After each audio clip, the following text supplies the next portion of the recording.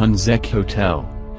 Germany's Black Forest is a magical place, with a towering canopy of evergreens blotting out the sun. Many of the fairy tales written by the Brothers Grimm take place in these woods, including Snow White, and Hansel and Gretel. Wandering among the pines, it is certainly not difficult to imagine that dwarfs and witches might once have called this place home. The Black Forest is also home to a real-life Gothic creep factory, the shuttered Hunsrück Hotel. The Hunsrück once served as a ski resort, then changed hands several times. At various times, it has served as a mining camp, and finally as a youth hostel. Although it looks like it could easily be the setting of a horror movie, the Hunsrück is remarkably well preserved after over a decade of abandonment. The hotel can be seen by traversing the Black Forest High Road, a scenic route that winds through the mountains of southern Germany.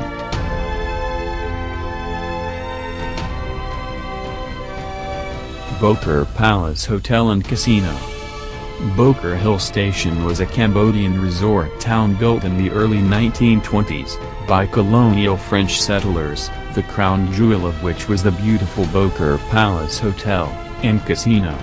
Construction in the remote mountains was difficult, and around 1,000 lives were lost in the process. The area flourished for 2 decades as an oasis in the squalid heat and clutter of Phnom Penh, but Europeans fled the area in the late 1940s when the Vietnam conflict ramped up. Boker Palace was used intermittently over the years, but constant military and political instability, including invasions by Vietnam and mass killings by the Khmer Rouge, ensured the area was all but abandoned by the early 90s. Boker Hill Station is now a popular tourist attraction, sitting on national park land.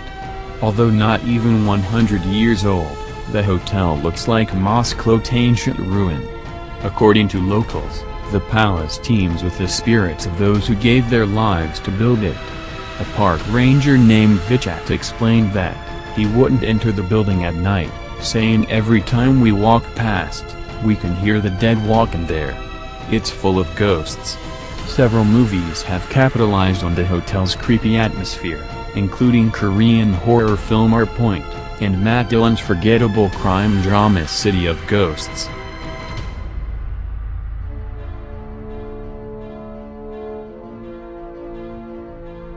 Lee Plaza.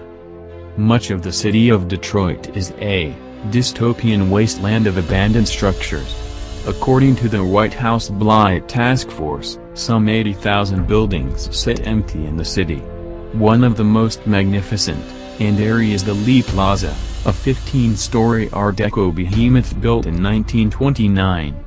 This residential hotel was a marvel for its time, designed so that tenants never had to leave. The Lee contained a library, a daycare, a beauty parlor, a grocer, and even a netted driving range, among other amenities. The lobby was exquisitely appointed with fine woods, marble, and beautiful frescoes.